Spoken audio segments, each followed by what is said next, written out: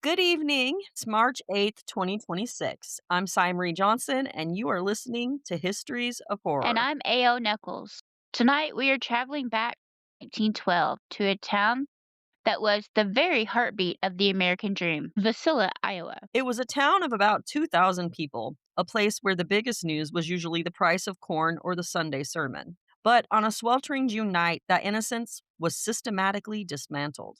To understand the impact, you have to understand who Josiah Moore was. He wasn't just a resident, he was a success story. He had left the employ of the town's most powerful man, Frank Jones, to start his own competing business. He was thriving. He had a beautiful wife, Sarah, and four vibrant children. They were the it family of the local Presbyterian church. The Moores didn't go home alone that night. Two neighbor girls, Lena and Eileen Stillinger, ages 12 and 8, asked to stay the night. Their parents agreed, thinking they'd be perfectly safe. They walked home in the dark around 9:30 p.m. The house on 2nd Street was quiet. They locked the doors, or so they thought, but the killer was already a student of the house. The timeline suggests the killer waited until everyone was in a deep sleep, likely around midnight. He started upstairs. He didn't use the sharp edge of the axe, he used the blunt pole. It was a choice of brutality over efficiency. He struck Josiah and Sarah first. The children were next. The speed and silence with which he moved suggests someone who had done this many times, many times before. Sorry. This is the part that turns my stomach, sigh. Most killers flee the moment the deed is done. This man stayed. He spent hours in the house with 8 corpses. He went to the kitchen and ate. He took a slab of bacon, wrapped it in a towel, and left it near the bodies.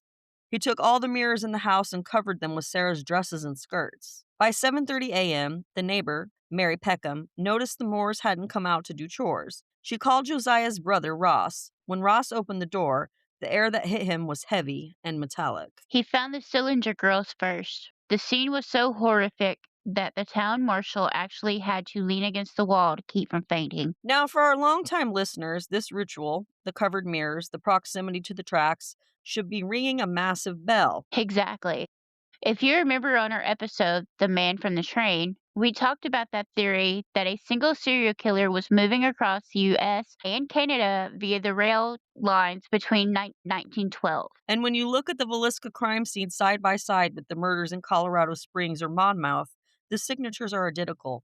It's the same ghost of the rails. We discussed Paul Mueller in that previous episode, a man who worked as a farmhand and had a terrifying history of disappearing just as these axe murders occurred. Villisca fits the Mueller profile perfectly. The Moore house was just blocks from the main line of the CB&Q Railroad. A killer could have hopped off a freight car, committed the atrocity, and been 20 miles down the road before dawn. But in 1912, they didn't have the concept of a cross country serial killer. They wanted to blame someone locally. They looked at Frank Jones, the state senator Josiah had betrayed, starting his own business. They even accused him of hiring a hitman. It tore the town apart. Families stopped speaking to each other based on whether they were pro Jones or anti Jones. Then there was Reverend Lynn George Jacqueline Kelly. That's a mouthful, y'all. He was a high strung man who watched the Children's Day program that night and left town on the early morning train. He later sent a long, rambling confession to the police. He was tried twice, once ending in a hung jury,